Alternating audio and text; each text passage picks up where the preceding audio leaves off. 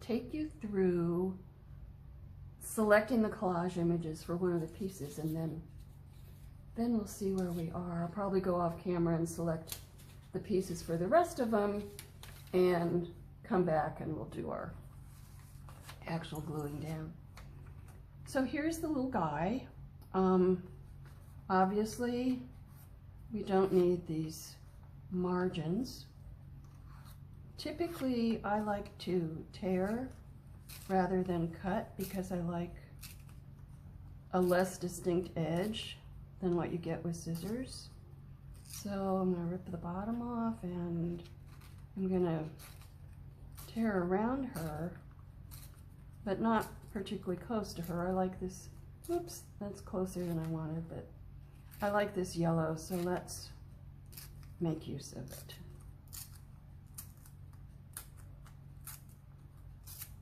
And there she is. And we'll work, actually, let me cut this up.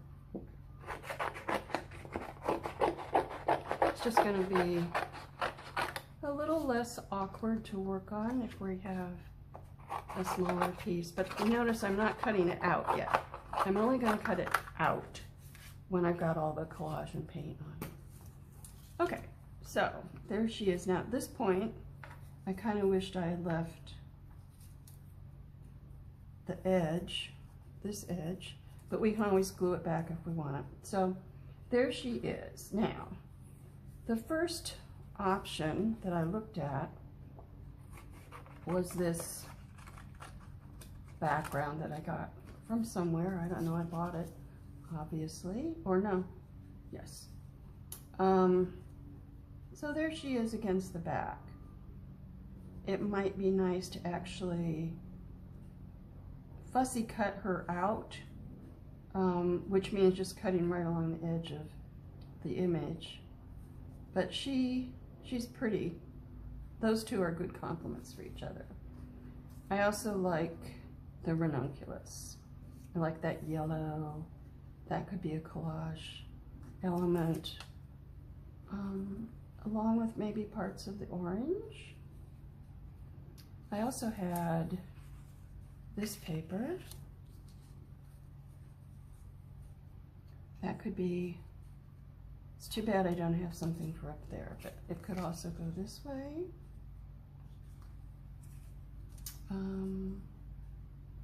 With her and with some other things at the top.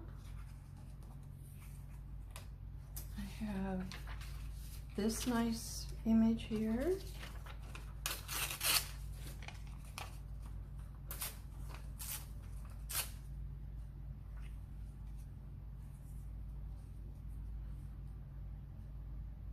I kind of like that, but it's, I don't know, it's a little angular. If I added that in, it might make it better. And then I have this. I don't know. This might be nice on the background, and then add some other things, but I would not, it kind of overwhelms her. Let's see, that might be better. That might be good. I might want to fussy cut her out. So, oh, and here is the final option. Now, none of these decisions obviously are life or death. They are just your choice at the moment, and you're making a little tag and it'll come out great. And whatever you use it for, whoever you give it to, they'll love it. And they won't know anything about all these decisions you had to make. Oh, I like those together. I like those together. So, I'm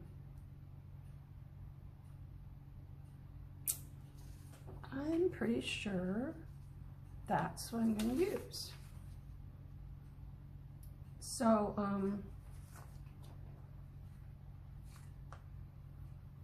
sorry for the quiet thought time there. Let's trim this down a little bit and see what we actually have in terms of the size. Yeah, it's big enough. It's big enough. So I think I will rip.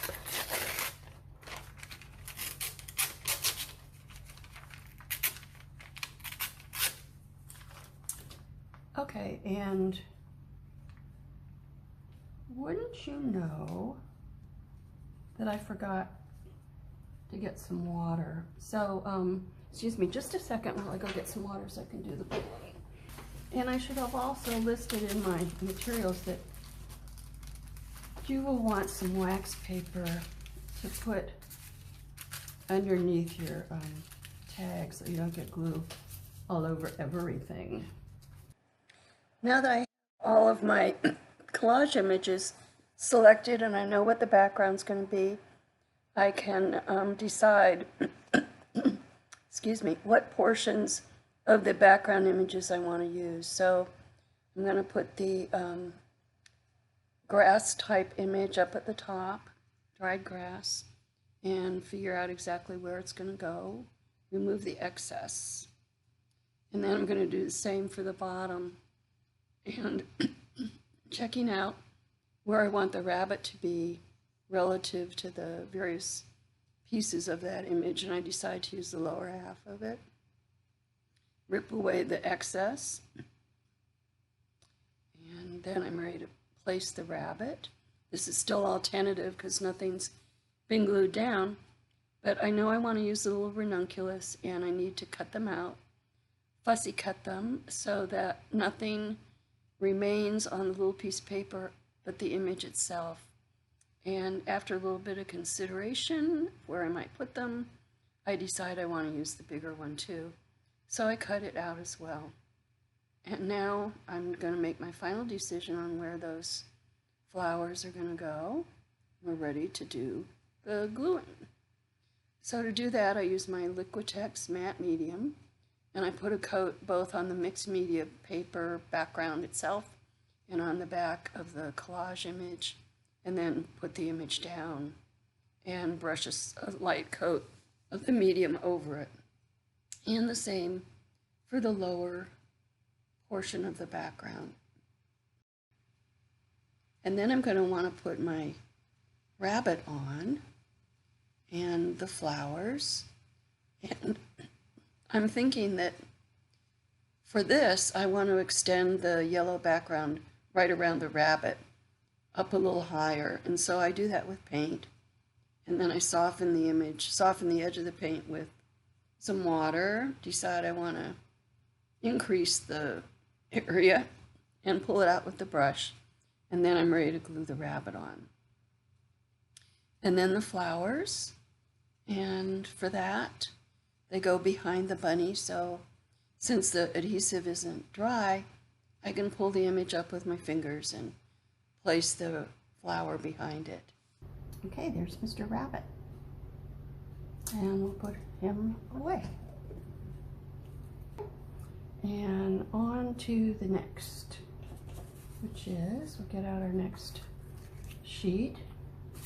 And the next one happens to be the dog. So, put these away. Here's our dog. And, you know, I really liked that there was white all the way around because I thought it meant that I could get away without cutting him out. And I think what I'm going to do, oh wait, this is the copy. We don't want the copy. All right, so we're going to get a nice edge on the bottom. And then I'm going to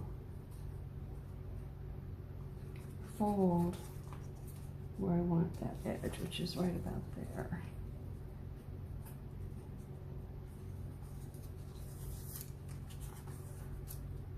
That should get rid of the comb. Yes. Okay, so I'll cut that also. Or actually, I'll tear it, I think. There's a grain to paper, which I didn't know until recently. And if you're trying to tear with the grain, it tears really easily.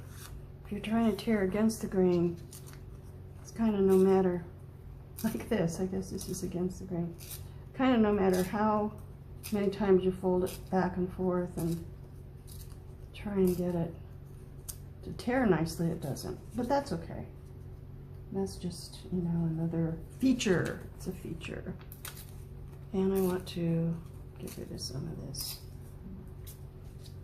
So he'll go down there, and let's see, you know, and my initial take was really liking the forget-me-nots.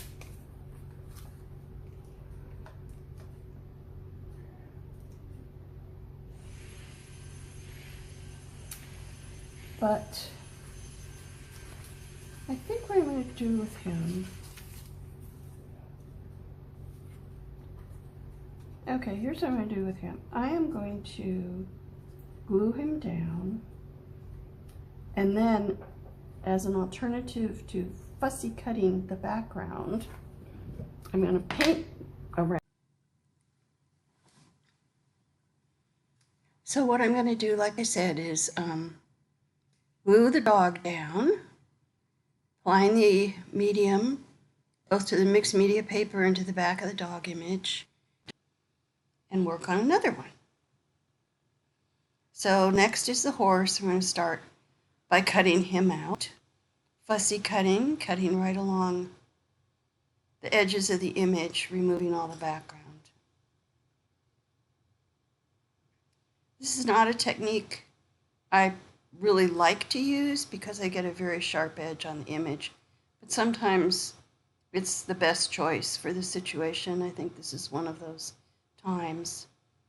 So now I'm going through the images, the background images that I selected, getting the lay of the land, seeing what I like, and I like quite a bit of it, especially this beautiful image with the leaves, and I like the bracelet. We'll put the bracelet behind him like it's a little halo or frame around his face, and you know, I like to use those drops too. So now I'm just trimming away the edge, the excess from the big leaf tapestry image, and ready to glue it down. Okay. Image, thereby getting a light coat of medium on the front of the image also. And now this other piece of turquoise, I want to put it up in this corner. It's a shame to cover that beautiful tapestry up, but it's also nice to get some variety. So there it goes. And then the frame in the form of a bracelet from, once again, the Dance Jewelry Catalog. And there goes the horse. Now, where to put the drops? And I think that's going to take a little trial and error, and we'll see where they end up.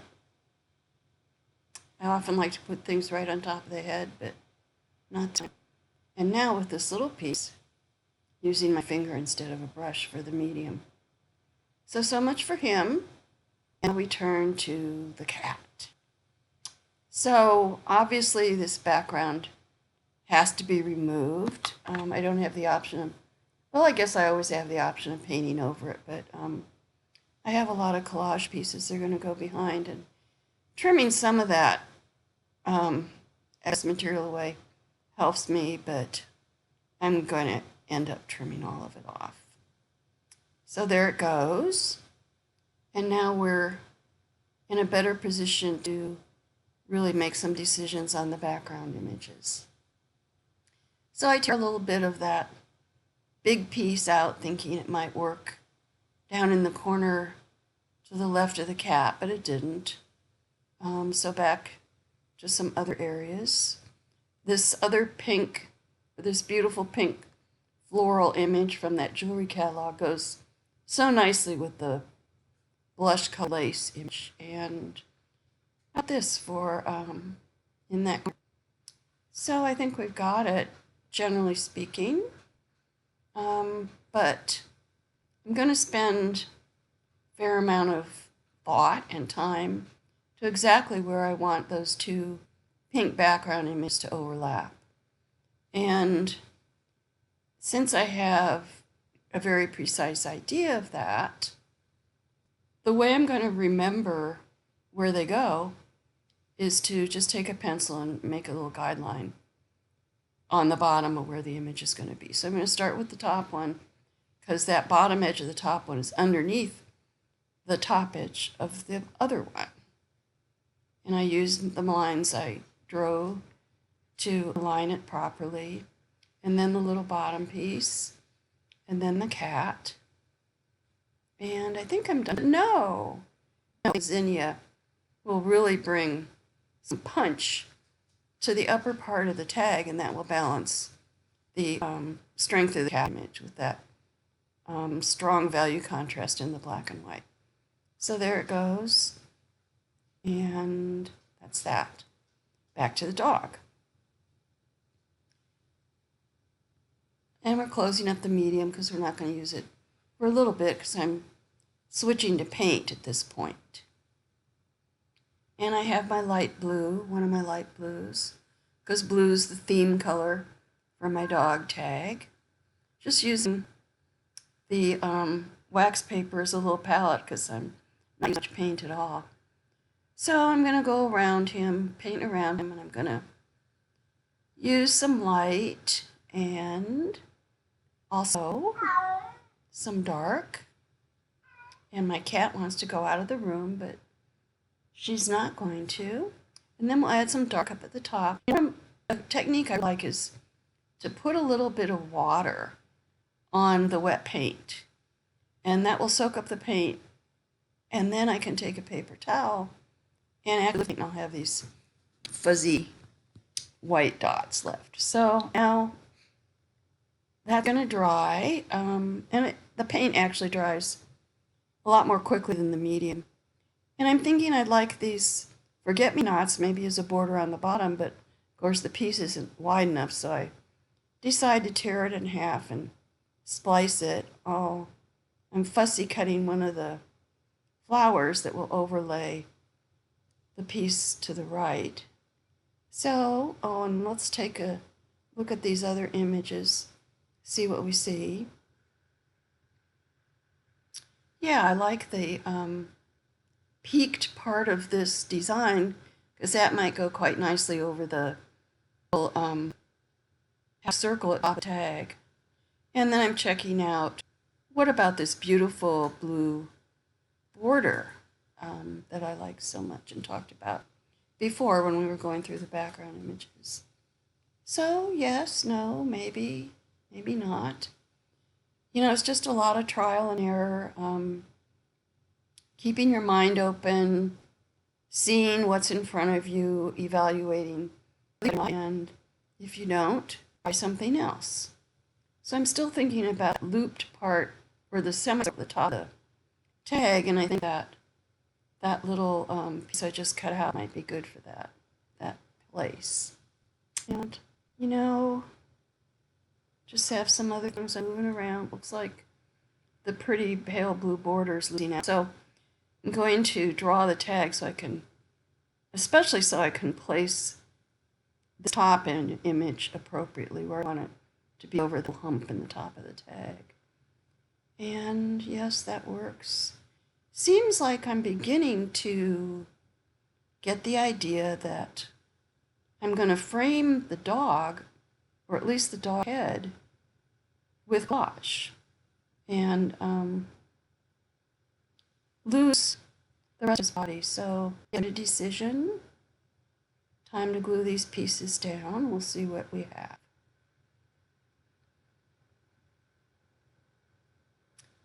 And the hydrangeas are really pretty, especially the blue and white one. So now what? And I'm continuing to think about framing the head. So I look at this piece from the jewelry catalog that's a necklace, and I think, well, you know, that could function as a frame. Not a full frame because it's an upside down U, but the beginning or part of a frame. So I tear it the way I want it, and glue it down. And I have the lower sections of the quote frame lower against his back than against the front of the dog. And then I realize, oh, I didn't use my forget-me-nots that I like. Let's give those a place. Okay, that's it for this part. The gluing, the collage, the gluing, a little bit of painting, not as much as I thought I would probably do, but may do some more when we come back. So now it's really important that everything dry completely. So this is going to dry overnight, and then tomorrow we'll get back and do the next part, which I don't know, I was going to say it's the most fun part, but all of it is. So just to review, here's our blue dog, and he got a lot more covered up than I thought he might, but I think he's going to be pretty cute. He's going to work out, and perhaps pearls will be his embellishment. And then we have our cat in pink. She's going to be beautiful. We will enhance her eyes and probably soften the edge of her fur. Our bunny rabbit, all in gold. So that's a hint about embellishment, isn't it? And then our horse. So with the horse, I really was hoping for, kind of hoping for, a Southwest theme because he's from the Utah Horse Sanctuary. And so I picked turquoise as the main color, but of course, well, I shouldn't say of course, none of the papers I had really a Southwest theme. That's not something that I'll usually select to pick out of a magazine. But I think he's going to be nice, and we will brighten him up a lot with the painting and the embellishments. And by the way, you can see on this, you can see on all of them, but I think especially on these two, that the dampness of the adhesive really dulls the page. Now this one was the one we did first. It's closest to drying, and I think this has brightened up quite a bit as the print on the other side of the page fades away as the transparency of the paper reduces with the evaporation of the water. So anyway, we will be back to finish up, and I hope you're having fun with it. I know I am. Bye-bye.